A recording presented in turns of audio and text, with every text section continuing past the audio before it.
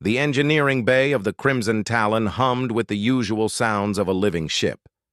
Taiwan wiped the sweat from his forehead and stared at the broken plasma conduit in front of him. 3 months ago, he had been working on Earth, fixing ordinary machines. Now he was alone on an alien mercenary ship, trying to understand technology that shouldn't even exist. The clock on the wall showed 0300 hours. Everyone else was asleep.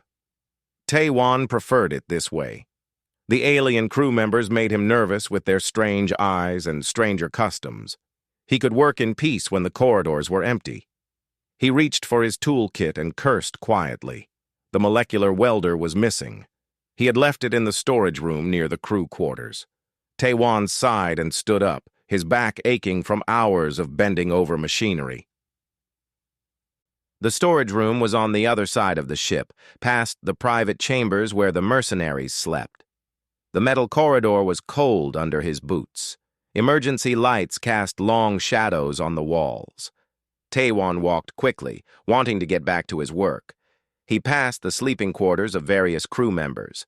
Behind those doors were beings from a dozen different worlds, warriors who had killed more people than Taiwan had ever met. He turned a corner and froze. A door ahead was partially open, and light spilled into the hallway. It was Captain Velrith's chamber.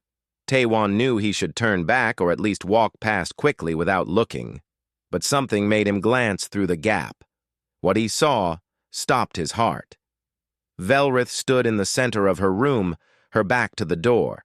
She was removing her combat exosuit, the massive armor that made her look like a walking tank.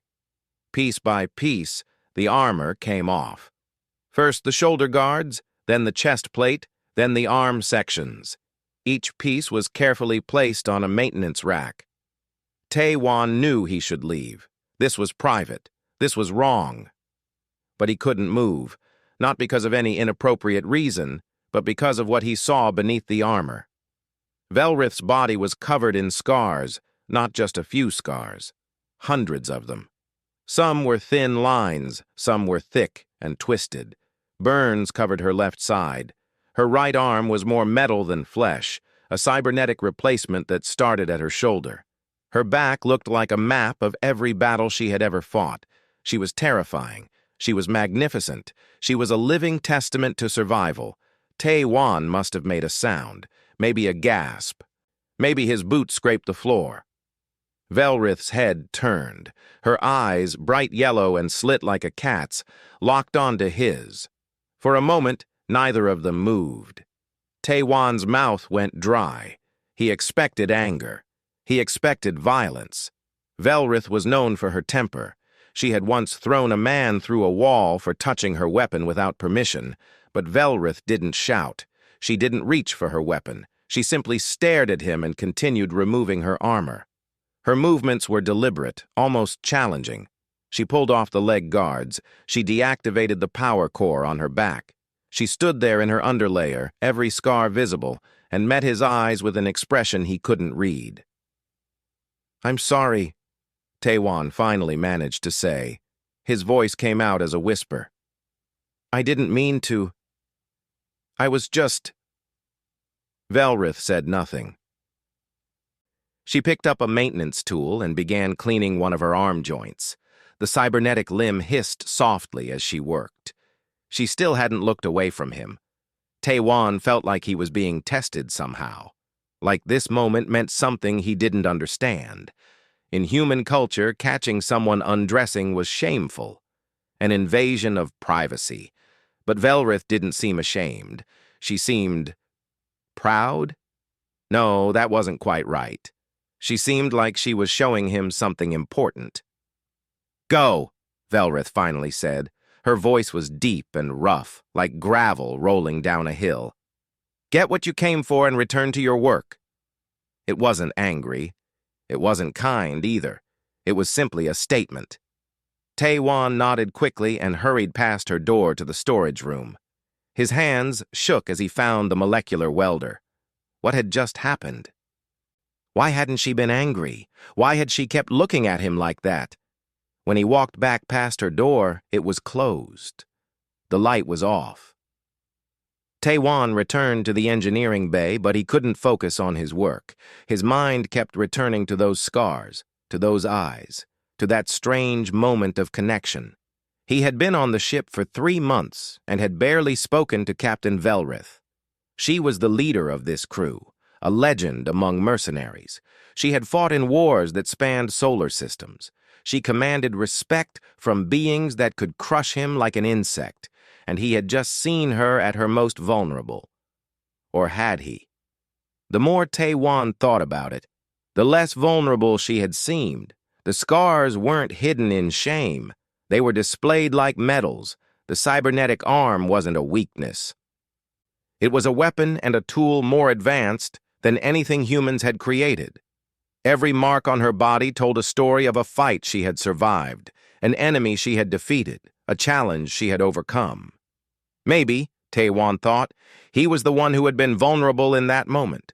He was the one who had been tested and found, what? Worthy, harmless, curious? He didn't know. But something had changed.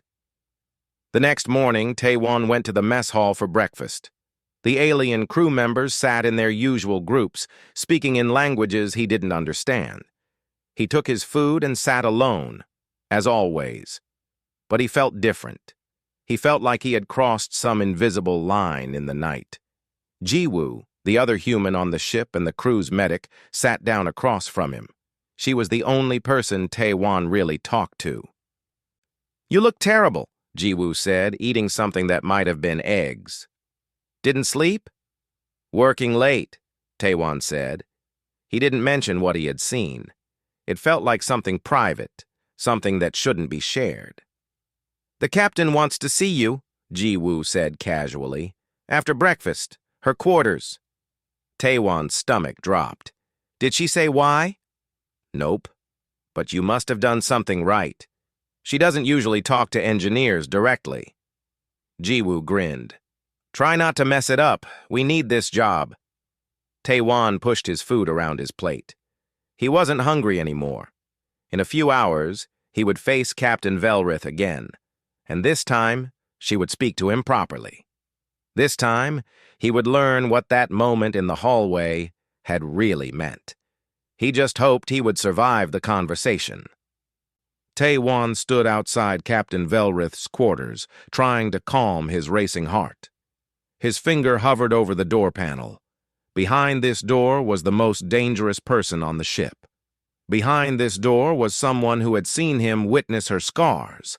Behind this door was his future on this crew. He pressed the button. "Enter." Velrith's voice came through the speaker. The door slid open. Taewon stepped inside and the door closed behind him with a sound like a tomb sealing. Velrith's quarters were larger than he expected, but surprisingly plain. A sleeping platform, a weapons rack, a desk covered with star charts. No decorations, no personal items. Just the tools of war and navigation. Velrith stood by the window, looking out at the stars. She wore her full armor now, every scar hidden beneath metal plates. She looked powerful and untouchable. "Sit," she said without turning around. Taewon sat in the only chair, his hands gripping his knees. He waited. Silence stretched between them like a bridge made of glass. Finally, Velrith turned to face him. Her yellow eyes studied him carefully. "You are afraid," she said. It wasn't a question. "A little," Taewon admitted. Lying seemed stupid. "Good. Fear keeps you alive." Velrith moved to her desk and leaned against it. "Do you know why I called you here?" "Because of last night. I'm sorry. I should have—" Velrith held up her hand. Taewon's words died in his throat. "In human culture," Velrith said slowly, "seeing someone undress is shameful. Private." "Yes?" Taewon nodded. "Vraxian culture is different. Our scars are our history. Our modifications are our achievements. To hide them is dishonorable. To show them is to show our strength." She paused.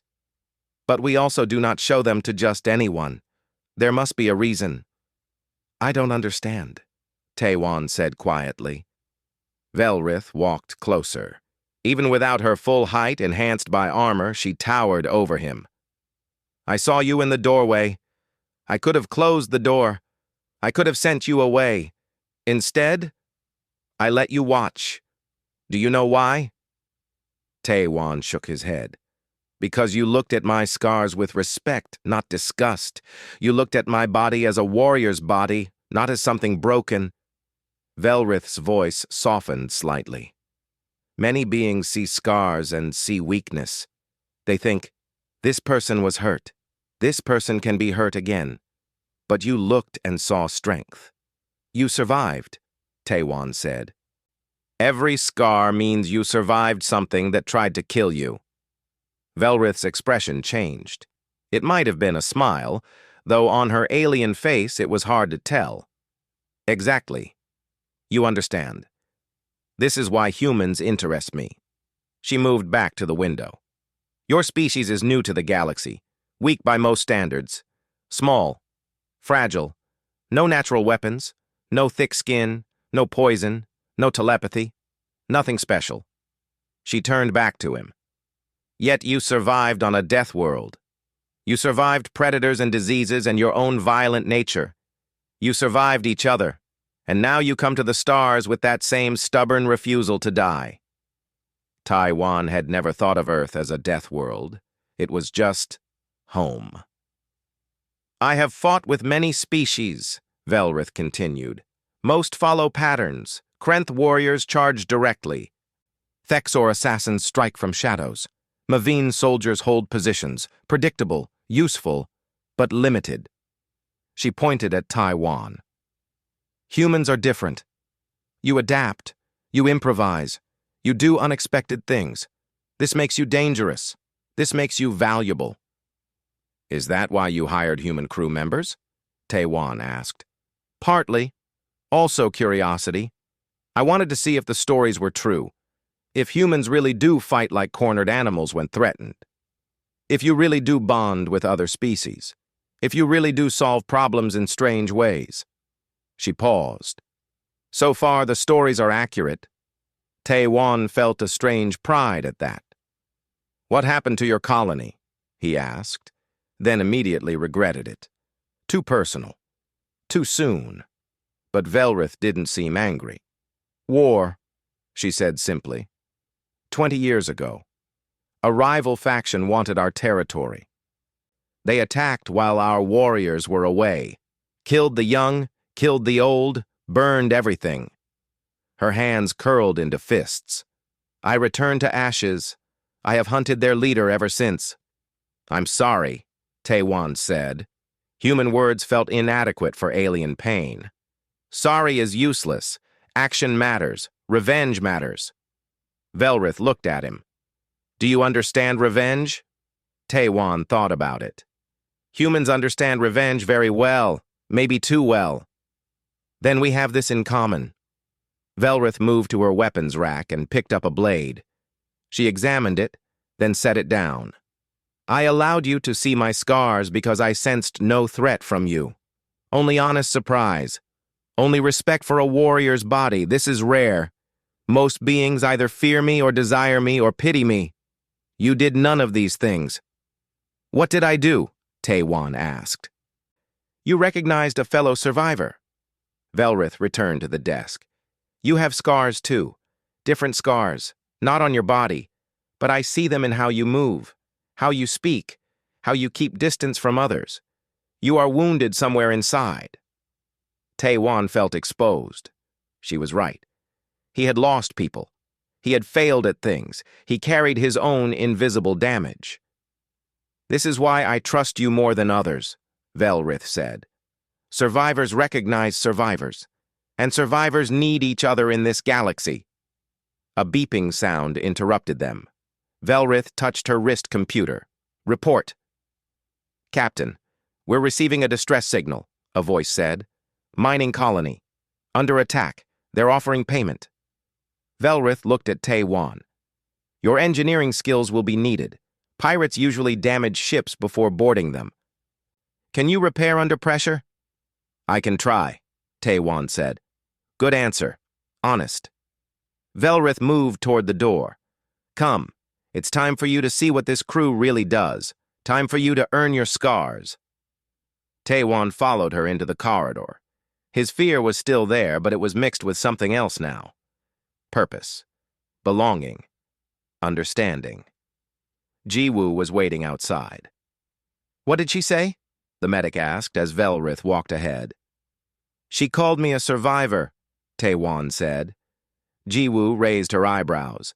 From Velrith, that's like a marriage proposal. Don't mess it up. Taiwan watched the captain's armored form disappear around a corner. He thought about scars and survival and the strange ways that beings from different worlds could understand each other. He thought about respect earned in unexpected moments. The ship's engines rumbled to life. They were heading toward danger, toward pirates and violence and maybe death. But for the first time since joining this crew, Taiwan felt like he belonged here. He had been seen, truly seen, and he had seen something true in return. That mattered more than he had realized.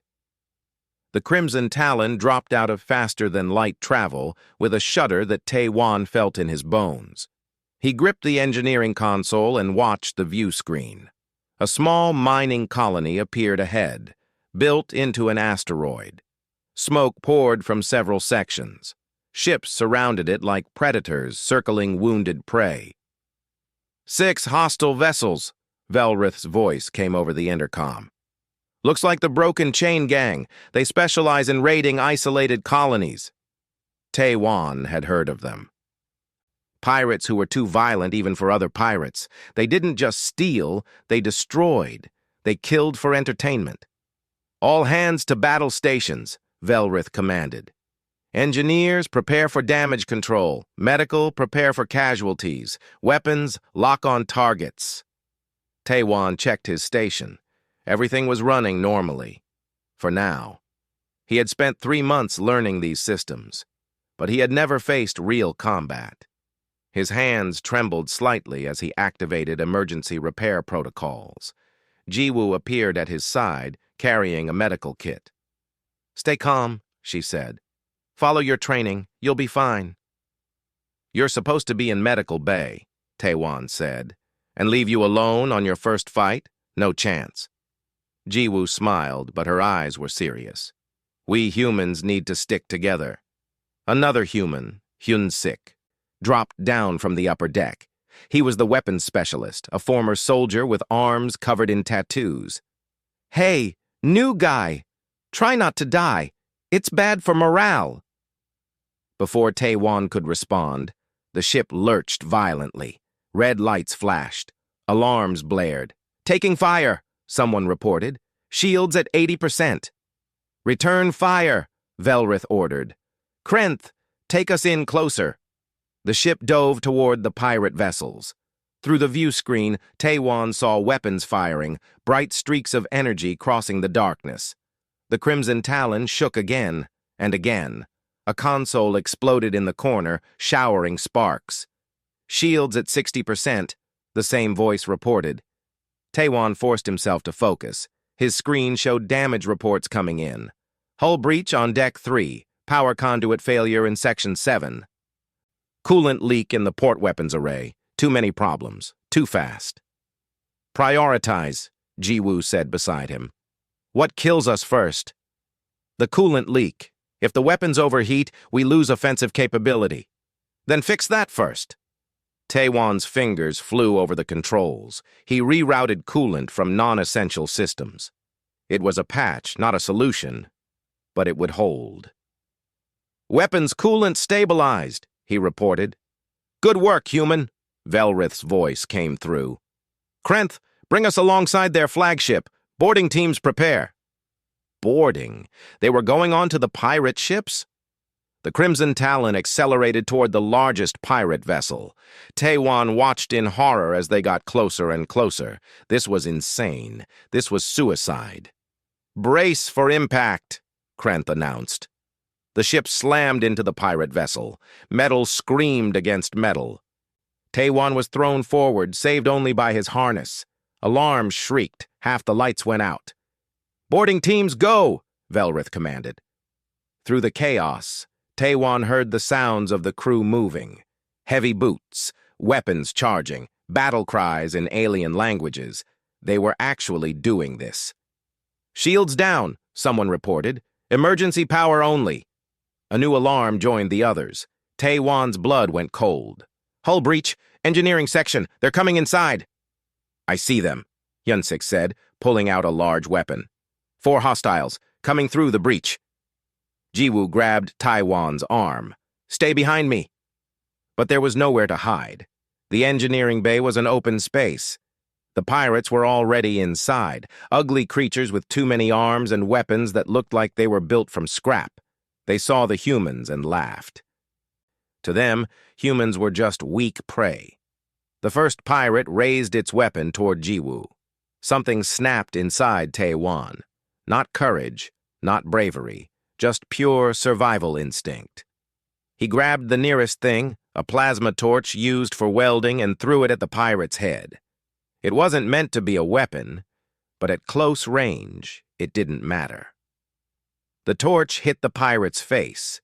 The creature screamed and stumbled backward. Yunsik didn't waste the opportunity. He fired, dropping the pirate. Not bad, engineer. The other 3 pirates charged. Jiwoo pulled out a small pistol and fired, hitting one in the leg. Yunsik took down another, but the 4th pirate was fast. It dodged their fire and lunged at Taiwan. Taiwan's mind raced. He was no fighter, but he knew this ship. He knew every system, every panel, every pipe. His hand slapped an emergency control. Steam erupted from an overhead pipe, filling the air with scalding vapor. The pirate screamed and clawed at its face. Yunsik finished it with a single shot. Silence fell. 4 dead pirates lay on the floor. Taiwan stared at them, shaking. He had just killed someone. Maybe. He wasn't sure if the torch or Hyunsik's shot had done it. It didn't matter. He was part of it. Nice thinking, Hyunsik said, reloading his weapon. Using the environment, very human. Jiwoo checked the breach. It's sealed from their side. We're safe. For now. Taiwan's legs felt weak. He sat down hard, breathing fast. Is it always like this? Sometimes worse, Jiwoo said. She didn't look scared. She looked alert, professional. You did good. You kept your head. The intercom crackled. Engineering. Status report. Taiwan forced himself to stand. Engineering intact. Breach sealed. Minor casualties. Excellent. Boarding operation successful. We've captured their flagship. The other pirate ships are retreating. Just like that, it was over. The battle that had felt like hours had lasted maybe 10 minutes. Taiwan looked at his hands. They were steady now. The fear was gone, replaced by exhaustion. The crew returned over the next hour. Velrith entered the engineering bay, her armor scorched and dented. She looked at the dead pirates, then at Taiwan. I heard what you did. Creative use of resources. I did what I could. That's all any warrior can do. Velrith placed a heavy hand on his shoulder. You fought well for your first battle. You protected your territory. You adapted to the situation. She paused. You earned a scar today. Maybe not one you can see, but it's there. After she left, Hyunsik grinned at Taiwan. Welcome to the crew, engineer. You're not just the guy who fixes things anymore. You're one of us. Taiwan looked around the engineering bay. His territory. His responsibility. He had defended it. He had survived. Jiwoo handed him a bottle of water. How do you feel? Alive, Taiwan said, and he meant it. Every nerve in his body sang with the awareness of being alive, of surviving, of fighting and winning. Good, Jiwoo said. Remember this feeling. You'll need it for the next fight. Taiwan realized she was right. This wasn't the end. It was just the beginning. He was a mercenary now, a warrior, a survivor, just like Velrith. The ship's engines hummed as they pulled away from the disabled pirate vessel. The mining colony was saved. The job was done. But Taewon knew there would be more jobs, more fights, more moments where he had to choose between fear and action. And he knew which choice he would make. He had already made it when he threw that plasma torch. He had made it when he opened that steam pipe. He had chosen to fight, to adapt, to survive, just like humans always did. 3 days after the battle, Taewon still felt the adrenaline in his system. He worked on repairing the ship's damaged sections, but his mind kept returning to that moment when the pirates had breached the hull. The moment when he had stopped being afraid and started acting. A new human had joined the crew after they returned to the station. Her name was Da-un, and she was an intelligence officer. She had sharp eyes and a quiet way of moving that reminded Taewon of a cat. She spent most of her time analyzing data and asking questions. "Something's wrong with that pirate attack," Da-un said one morning in the mess hall. She sat with Taewon, Jiwoo, and Hyunsik. The alien crew members ate at their own tables, as usual. "What do you mean?" Jiwoo asked. "Pirates attack things. That's what they do." "Not like this. The Broken Chain Gang usually hits small freighters, easy targets, but they attacked a fortified mining colony, and they knew exactly when the Crimson Talon would arrive." Da-un pulled up a holographic display from her wrist computer. "Look at this. The distress signal was sent exactly 3 hours before we arrived in that sector. Someone calculated our travel time." Hyun-sik frowned. "You're saying it was a trap?" "I'm saying someone wanted to see what this ship could do. Wanted to see how we fight, how the humans on the crew perform in combat." Da-un looked at each of them. "We're being tested." Taewon felt cold. "Tested by who?" "That's what I need to find out." Later that day, Velrith summoned Taewon to her quarters again. This was becoming a pattern. He wondered if other crew members were jealous. The captain didn't usually speak privately with junior members. When he entered, Velrith was studying star charts on her desk. She looked tired. Even her cybernetic arms seemed to move more slowly. "Da-un shared her findings with me," Velrith said without preamble. "She's right. That attack was orchestrated." She looked up at Taewon. "I need your help." "My help? I'm just an engineer. You're also human. You think differently than my regular crew. You see patterns others miss." Velrith gestured to a chair. "Sit. I need to tell you something I haven't shared with anyone else on this ship." Taewon sat, his heart beating faster. Velrith rarely showed vulnerability, but now she looked troubled. "I told you about my colony. The attack. The deaths." Velrith's hands clenched. "What I didn't tell you is that I've been hunting the one who ordered that attack for 20 years. His name is Vorthon. He's a warlord, a criminal, a monster. And 2 months ago, I received intelligence that he's still alive and operating in this sector." "That's why you took the job at the mining colony," Taewon realized. "You thought he might be involved." "Yes. But he wasn't there. The pirates were just pirates. But someone knew I would respond to that distress call. Someone knew exactly what buttons to push." Velrith pulled up another star chart. "Vorthon is clever. He doesn't fight directly. He manipulates, he tests, he watches." "You think he was behind the attack? Testing you?" "Perhaps. Or perhaps someone else is interested in this ship, in our capabilities, in our human crew members." Velrith looked directly at Taewon.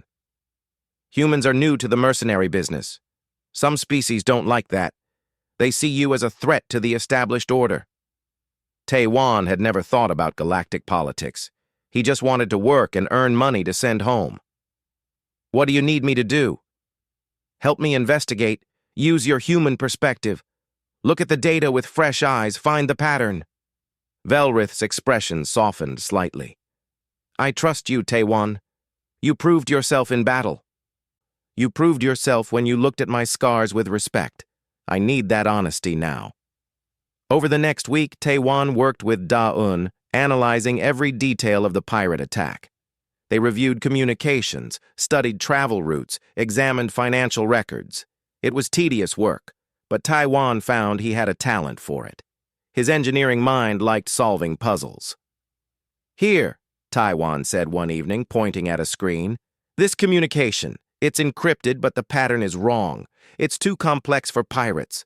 Da-un leaned in. "You're right. This is military-grade encryption. Someone with serious resources sent this." Her fingers flew over the controls. "I can break it, but it'll take time." 2 days later, they had their answer. The message revealed that an information broker named Thexor had been paid to arrange the pirate attack. Not to destroy the Crimson Talon, but to test it, to see how effective the crew was, to specifically evaluate the human members. "Who paid him?" Velrith demanded when they presented their findings. She, Taiwan, Da-yon, and Krenth, the first mate, were gathered in the captain's quarters. "The message doesn't say, but Thexor is on Station Epsilon, 3 days from here." Da-yon crossed her arms. "We could ask him directly." "Thexor is dangerous," Krenth rumbled.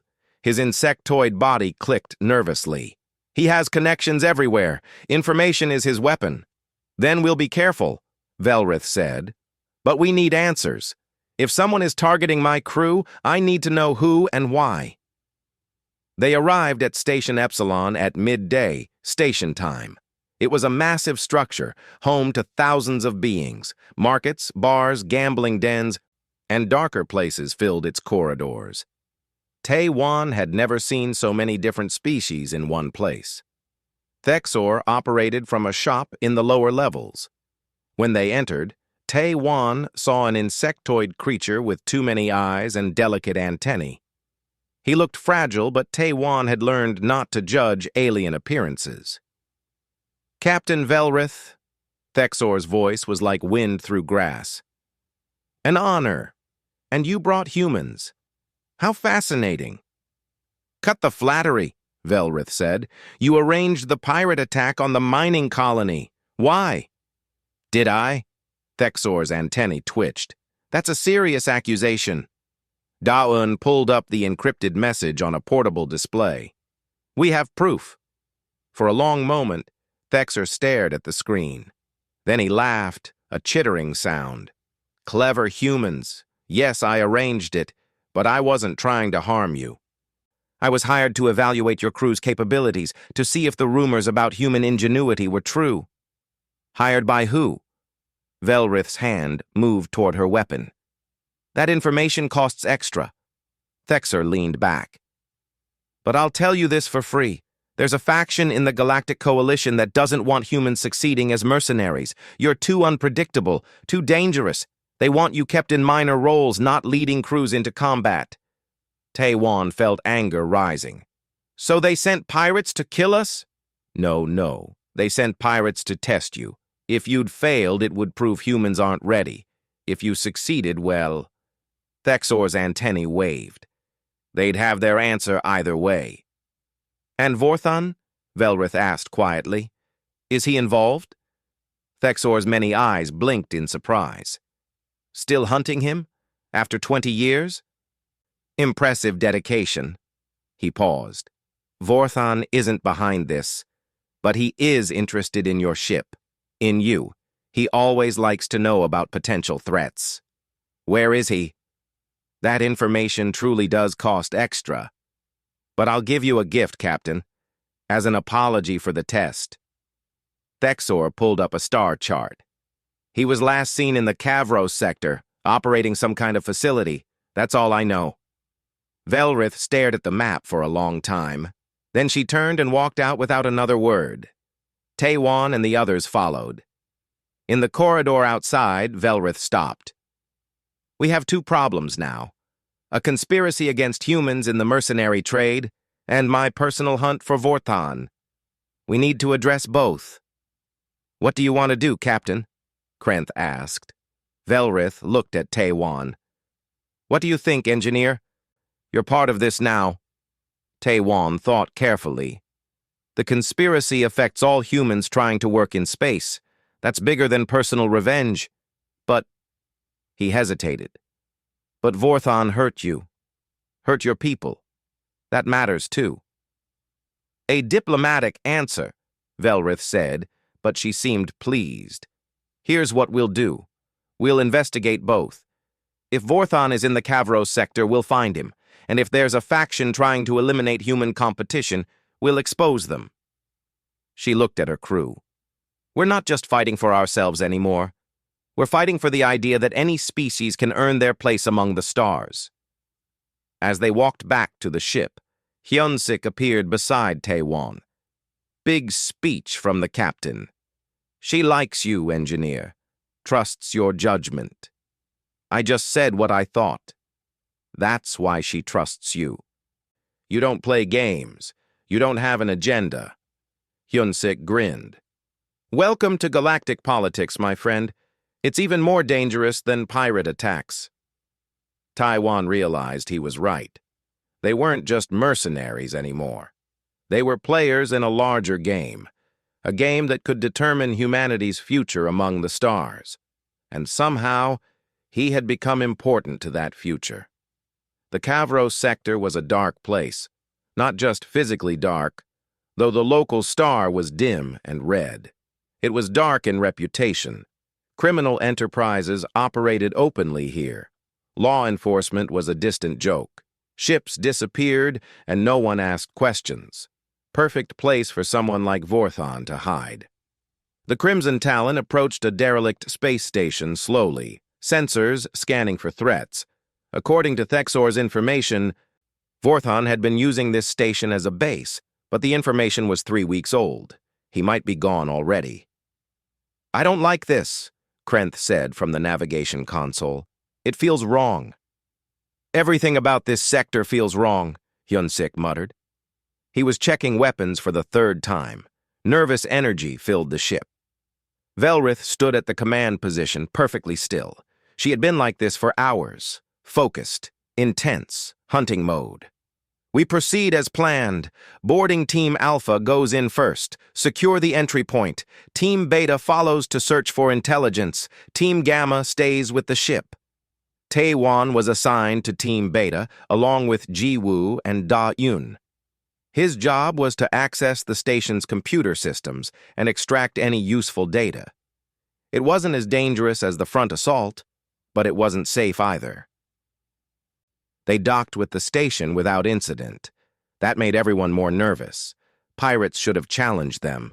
Automated defenses should have fired. But the station was silent. Too quiet, Hyunsik said, as he led Team Alpha through the airlock. Stay sharp. The station's interior was a mess. Debris floated in the low gravity. Lights flickered. Somewhere in the distance, something dripped. The air smelled like rust and old fear. Team Alpha secured the docking bay and gave the all-clear. Team Beta moved in. Taewon followed Ji-woo and Da-Eun through corridors that looked like they hadn't been maintained in years. This place was dying. They found the control center on the 3rd level. Taewon approached the main computer terminal while the others guarded the entrance. The system was old, but still powered. He plugged in his interface and started downloading data. How long? Da-Yun asked. 5 minutes. Maybe 10. There's a lot of corrupted data. We don't have 10 minutes, Ji-woo said, looking at her scanner. I'm picking up movement. Multiple contacts. They're coming from below. Da-Eun activated her communicator. Captain, we've got incoming hostiles. Unknown number. Pull out, Velrith ordered immediately. Abort the mission. But before they could move, the door behind them slammed shut. Emergency locks engaged with loud clangs. Red lights began flashing. It's a trap, Da-Eun said, her voice remarkably calm. The station is automated. We triggered a security protocol. Taewon kept working on the computer. Give me 2 more minutes. I can override the locks. We might not have 2 minutes, Ji-woo said. She positioned herself at the door, weapon ready. Explosions echoed through the station, shouting. Weapons fire. Team Alpha was in contact with the enemy. All teams, fall back to the ship. Velrith's voice was strained. We're outnumbered. This was an ambush. Taewan's fingers flew over the controls. His engineering training took over, pushing aside fear. Override codes, system backdoors, emergency protocols. There had to be a way out. The door buckled. Something massive was hitting it from the other side. "Hurry!" Da-un urged, firing at the door as it began to crack. "Almost there!" Taewan found the override code, but as he activated it, a message appeared on the screen. A pre-recorded video. A face appeared, scarred, cruel, confident. "If you're seeing this, Captain Velrith, then you walked into my trap like I knew you would. 20 years you've hunted me. 20 years I've stayed ahead. Did you really think I didn't know? Did you really think I wouldn't prepare?" Vorthon. This was Vorthon. "This station is rigged to explode in 15 minutes, the recording continued. "But I'm feeling generous. There are prisoners in the lower levels. Your choice, escape and live, or try to save them and die. Let's see if you're still the hero you think you are." The video ended. The door burst open. Creatures poured through. Not pirates this time. Mercenaries, professional killers wearing high-grade armor. Da-un threw a grenade. The explosion bought them seconds. Ji-woo fired, dropping 2 attackers, but more kept coming. Taewan grabbed the data drive and ran. They fought their way back through the corridors, leaving bodies behind. Team Alpha was pinned down in the docking bay. Hyun-sik was bleeding from a shoulder wound but still fighting. "Prisoners!" Velrith shouted over the chaos. "Vorthon said there are prisoners below. We can't leave them." "Captain, we have 12 minutes before this station explodes," Krenth argued. "Then we move fast." Velrith led a charge toward the lower levels. Taewan followed, though every instinct screamed at him to run to the ship. They found the prison cells on level 5. Inside were maybe 30 beings, different species, all thin and weak. Some were humans. Taewan's heart stopped. There were humans here? How long had they been prisoners? "Get them out," Velrith ordered. "Everyone who can walk. Help those who can't. Move." They freed the prisoners and started back toward the docking bay. But the route was blocked. Fire had spread through the corridors. Structural supports were failing. The station was coming apart. "Alternate route," Da-un said, checking her map. "Through the maintenance tunnels. It's narrow, but we'll fit." 10 minutes, Krenth warned. They crawled through tunnels barely wide enough for their bodies. Prisoners who were too weak had to be dragged. Taewan pulled a human woman who couldn't walk. Her name was Yoon-ji, and she kept saying "thank you" over and over. Behind them, explosions grew louder. The station was tearing itself apart. They reached the docking bay with 4 minutes left. The Crimson Talon had taken damage, hull breaches, engine problems, but it was still flying. "Everyone aboard," Velrith commanded. "Krenth, prepare for immediate departure." The last prisoner was loaded. The last crew member stumbled through the airlock. Velrith was the final one to board, and only because Hyun-sik physically dragged her. The ship pulled away just as the station exploded. The shockwave hit them hard. More damage, more alarms, but they were alive. In the mess hall afterward, freed prisoners sat wrapped in blankets. Ji-woo and her medical team worked frantically. Taewan collapsed against a wall, exhausted. Yoon-ji, the woman he had helped, sat beside him. "You're human," she said. "I haven't seen another human in 2 years." "How long were you prisoners?" Taewan asked. "Different people, different times. I was captured 18 months ago. My ship was raided. They kept us as leverage, as bait." She looked at him. "Vorthon collects things, information, resources, people. We were going to be sold." Taewan felt sick. Velrith appeared, her armor blackened and dented. She looked at the prisoners, then at her crew.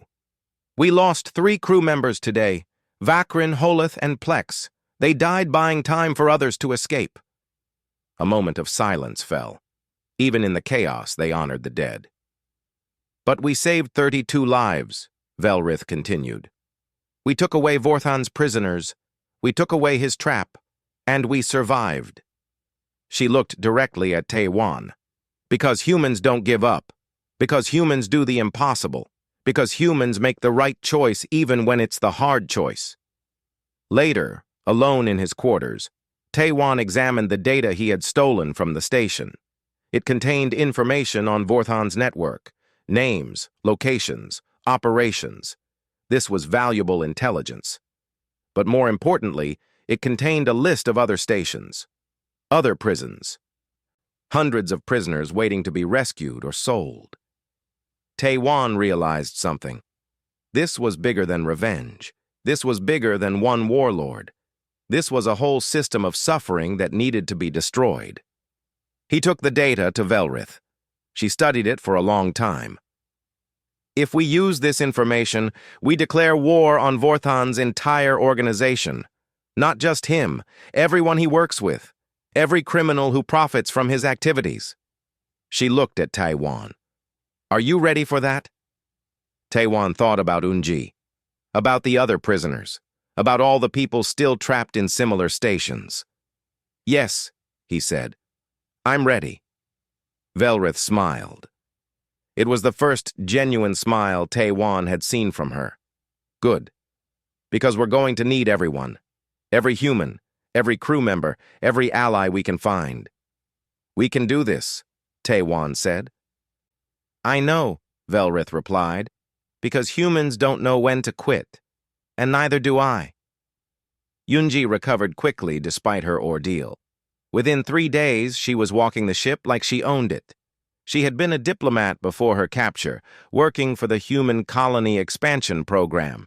Now she sat in the Crimson Talon's conference room with a dozen others, sharing what she knew.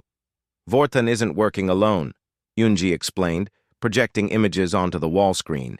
He's part of something called the Khazreth Syndicate. They're organized criminals who control black markets across a dozen sectors. They don't just smuggle goods.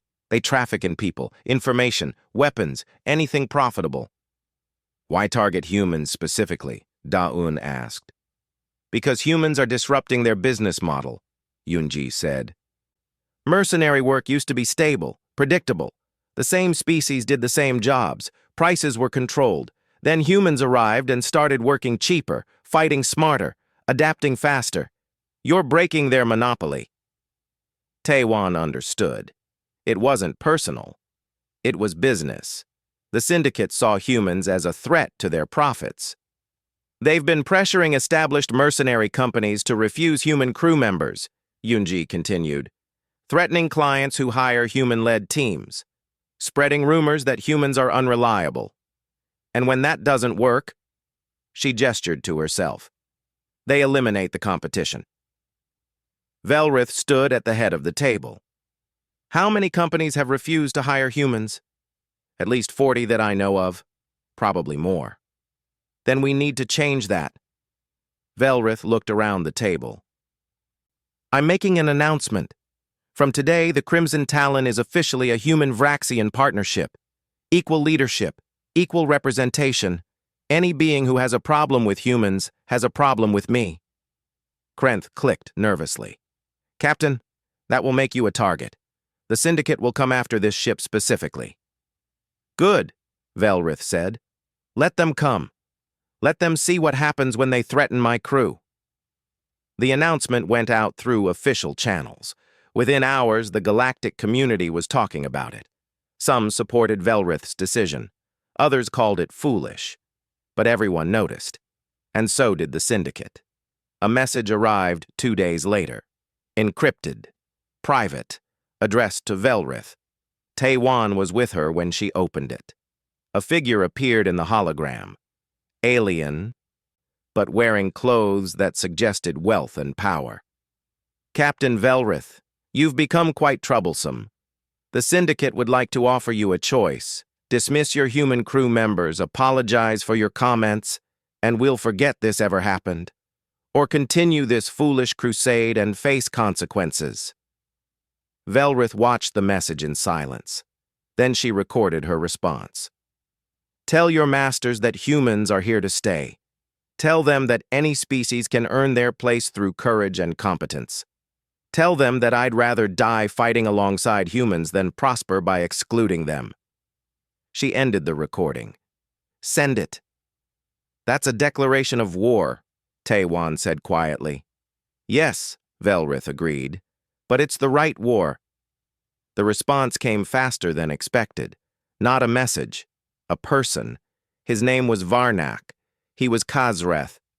Same species as the syndicate leaders, but he came alone, unarmed, asking for sanctuary. I don't agree with what my people are doing, Varnak explained. He sat across from Velrith in the interrogation room. Taewon watched through a camera feed with Da-un and Ji-woo. The syndicate has become corrupt, cruel. They care only about profit, not about justice or honor. Why should we trust you? Velrith asked. Because I can give you what you want. The location of their main base, the identities of their leaders, proof of their crimes. Varnak leaned forward. And I can tell you where to find Vorthon. Velrith's expression didn't change, but Taewon saw her hands tighten. Speak. Vorthon isn't just a warlord. He's the syndicate's enforcer, their chief of operations. He's been working for them for 30 years. The attack on your colony? Varnak's voice dropped. That was a syndicate operation. They wanted your world's resources. Vorthon just carried out the orders. The room fell silent. Velrith stood slowly. For a moment, Taewon thought she might kill Varnak right there, but she controlled herself. Give me the location, she said. Varnak provided coordinates, a hidden facility in the Torvak Nebula, heavily defended, the heart of the syndicate's operations. If you attack there, you'll be fighting the entire syndicate, Varnak warned. Hundreds of mercenaries, advanced weapons, orbital defenses. Then we'll need help, Velrith said. She looked at the camera, knowing Taewon was watching. Gather the crew. We need to make some calls. Over the next week, messages went out across the galaxy. Velrith contacted every mercenary captain who had ever worked with her, every company that respected her reputation, every being who valued honor over profit. Some refused, too risky, too political, too dangerous, but others agreed. Slowly, a coalition formed, 5 ships, then 10, then 20. Not all were supportive of humans specifically, but they were all tired of the syndicate's control. They wanted a fair market. They wanted freedom to hire whoever they chose. Taewon worked with the other ship's engineers, planning the attack. They needed coordination, strategy, the kind of complex operation that humans excelled at. Ji-woo trained with other medics, preparing for mass casualties. Hyun-sik, despite his wounded shoulder, worked with weapons teams across the coalition. Da-un became the intelligence coordinator, gathering information from dozens of sources. She discovered the syndicate's weakness. Their leadership would be gathered at the facility for an important meeting. If they could strike during that meeting, they could decapitate the entire organization. We have one chance, Da-un told the assembled captains in a virtual meeting. The syndicate leaders are meeting in 3 weeks. If we attack then, we can end this. Or die trying, one captain said. Yes, Velrith agreed. But if we do nothing, humans will continue to be marginalized. Other species will continue to be exploited. The syndicate will grow stronger. She paused. I'm going regardless. Who's with me? One by one, the captains agreed. 20 ships became 25, then 30. Word spread. More joined. This wasn't just about humans anymore. It was about freedom, about justice, about refusing to be controlled by criminals. The night before they departed for the Torvak Nebula, Taewon couldn't sleep. He walked the corridors of the Crimson Talon, thinking about how far he had come. 4 months ago, he was just an engineer trying to escape Earth's problems. Now he was part of a small army preparing to fight for humanity's future in the galaxy. He found Velrith in the observation deck, staring at the stars. Can't sleep? She asked without turning. Too much on my mind. Good. Fear keeps you sharp. Velrith gestured to the stars. Out there, The Syndicate thinks they control everything. They think they're untouchable. Tomorrow we show them they're wrong." "What if we lose?" Taiwan asked. "Then we lose fighting for something that matters." "That's better than living under their control." Velrith finally looked at him. "You've changed since you joined this crew. You're not the scared engineer who hid from everyone anymore. You helped me change. You and the others. You showed me what was possible." "No, we just gave you opportunities. You chose to take them. You chose to fight. You chose to stand with us." Velrith placed her hand on his shoulder. "That's what makes humans valuable. You choose. You don't just follow orders or tradition. You look at a situation and decide for yourselves what's right." "Is that good or bad?" Taiwan asked. "It's dangerous, for you and for those around you, but it's also powerful." Velrith smiled slightly. "I'm glad you're on my side." They stood together in silence, watching the stars. Tomorrow, they would go to war. Tomorrow might be their last day alive, but tonight, they were ready. The crew was ready. The coalition was ready. Humans and aliens working together to fight for freedom. And that, Taiwan thought, was worth dying for. The Torvak Nebula glowed like a bruise in space. Purple and black clouds of gas stretched for millions of kilometers. Somewhere inside, hidden among the cosmic dust, was the Syndicate's base. 32 ships emerged from faster-than-light travel at the nebula's edge. The coalition had grown even larger in the final days. Crews from a dozen species, humans, Vraxians, Thexor's insectoid people, even some former Syndicate members who had defected. Taiwan sat at his engineering station, monitoring power levels. His heart pounded, but his hands were steady. This was it. The moment everything came together or fell apart. "All ships, report status," Velrith commanded from the captain's chair. One by one, the ships confirmed readiness, weapons charged, shields at maximum, boarding teams prepared. This would be a coordinated assault on 3 fronts: orbital bombardment to weaken defenses, direct ship-to-ship combat, and ground teams to capture the facility. "Remember," Velrith said over the fleet-wide channel, "our goal is to capture the Syndicate leadership alive if possible. We need them to testify. We need proof of their crimes. But if they resist—" She paused. "We do what we must." The fleet moved into the nebula. Sensors became unreliable in the thick gas clouds. They were flying half-blind, relying on Varnak's coordinates. If he had betrayed them, they would fly straight into an ambush. "Contact," the sensor officer reported. "Multiple ships ahead. At least 50. They're in defensive formation around a large structure." The Syndicate base appeared on the view screen. It was massive. A combination of station and fortress, bristling with weapons. Ships swarmed around it like angry insects. "They knew we were coming," Krenth said. "Of course they did," Velrith replied calmly. "Begin the attack." Space erupted in violence. Energy weapons crossed the darkness in bright streams. Missiles launched. Ships exploded. The nebula itself seemed to catch fire as gas ignited from the weapons' heat. The Crimson Talon dove into the chaos. Taiwan fought to keep systems running as the ship shook from impacts. Hull breach on Deck 4. Power fluctuation in the port engines. Coolant leak in weapons array. The same problems as before, but worse. Much worse.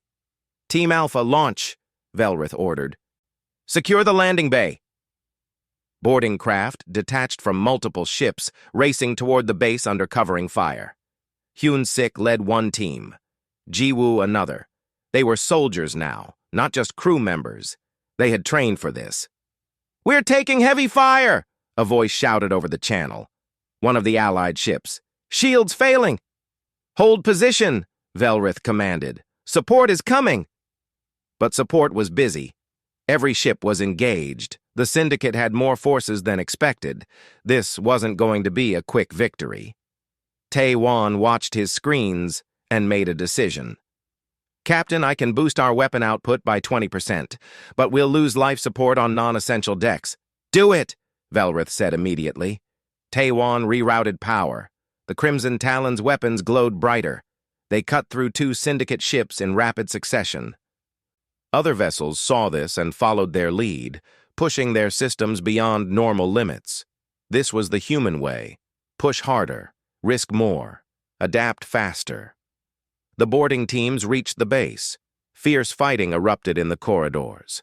Taiwan could hear it over the comms. Explosions, shouting, weapons fire, Ji-Woo calling for medical supplies, Hyun-Sik coordinating flanking maneuvers, and Velrith listening to it all, perfectly calm, issuing orders like she was conducting an orchestra of violence. "Team Gamma reports they've reached the command center," Krenth announced. "Heavy resistance. They need support." "Team Beta, redirect to command center," Velrith ordered. "Team Alpha, continue securing the landing bay. We need an extraction point." Hours passed, or maybe minutes. Time became meaningless in battle.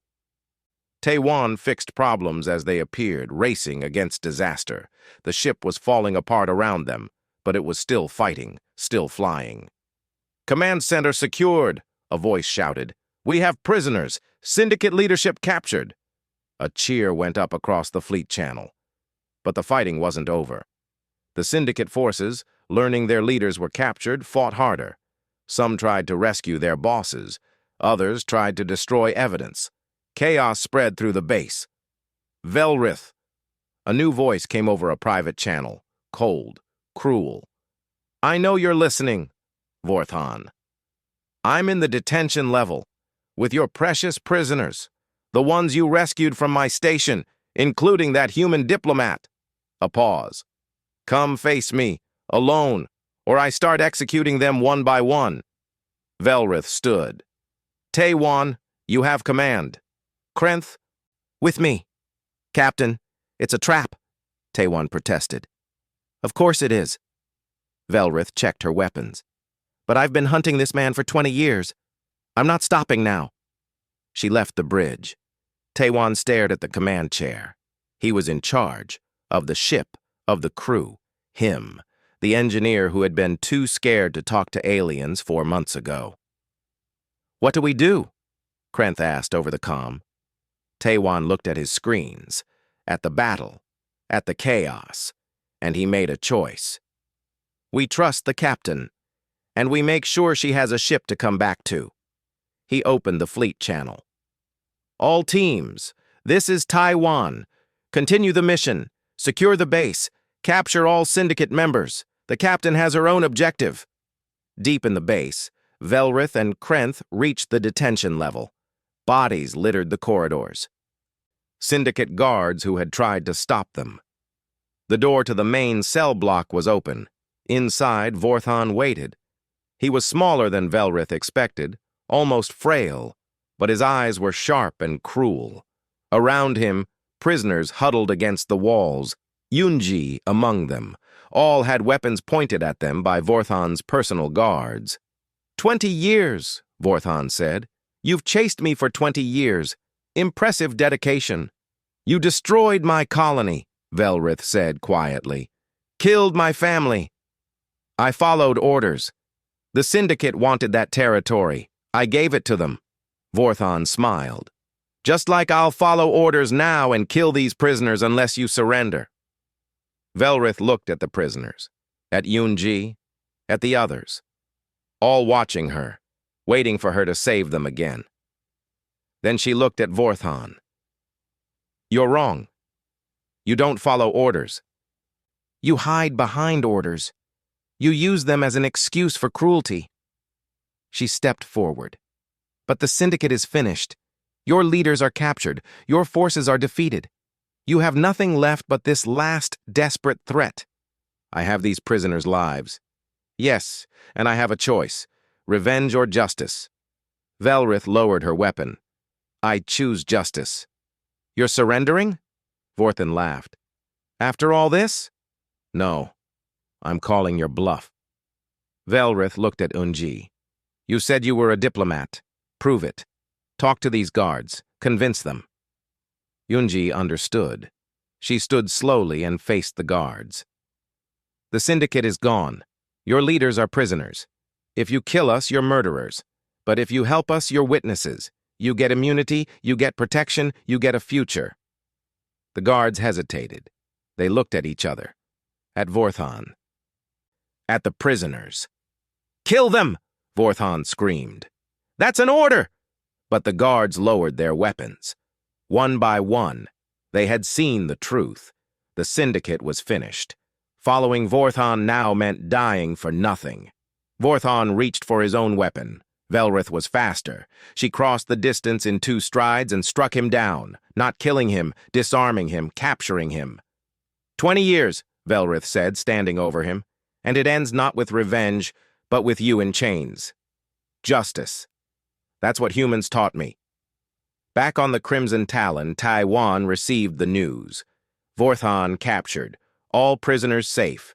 The base secured. The syndicate leadership in custody. They had won. The fleet regrouped over the next hours. Casualties were counted. Ships were assessed. 10 vessels lost. Hundreds of crew members dead. But the syndicate was broken. The proof of their crimes was secured. And most importantly, humans had proven themselves. A week later, Taiwan stood in a coalition courtroom. He and the other humans from the fleet were there as witnesses.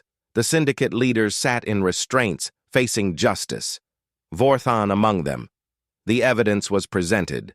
The crimes documented, the testimonies heard, and the verdict was unanimous, guilty on all counts. But more importantly, the coalition officially recognized that humans had earned their place in galactic society. No species could be discriminated against in mercenary work or any other profession. Equal opportunity for all. The Crimson Talon returned to normal operations after the trial, but everything had changed. The crew was famous now, the ship that had led the charge against the syndicate. The human-Vraxian partnership that had changed galactic politics. Requests for contracts poured in. Other companies wanted to hire humans. More humans wanted to join mercenary crews. The floodgates had opened. Taiwan was offered his own engineering bay on a larger ship, better pay, higher status, but he turned it down. Why? Jiwoo asked when he told her. This is what we worked for. Recognition. Opportunity. Because I belong here, Taiwan said simply. This crew gave me a chance when no one else would. Velrith saw value in me when I didn't see it in myself. I'm not leaving. Velrith overheard this conversation. Later, she called him to her quarters one final time. I'm making changes to the command structure, she said. The ship needs a second captain, someone who understands both the technical side and the human perspective. Someone the crew trusts. She held out an insignia, the mark of a captain. Me? Taiwan stared at it. I'm just an engineer. You're a survivor, a warrior, a leader who makes hard choices and inspires others.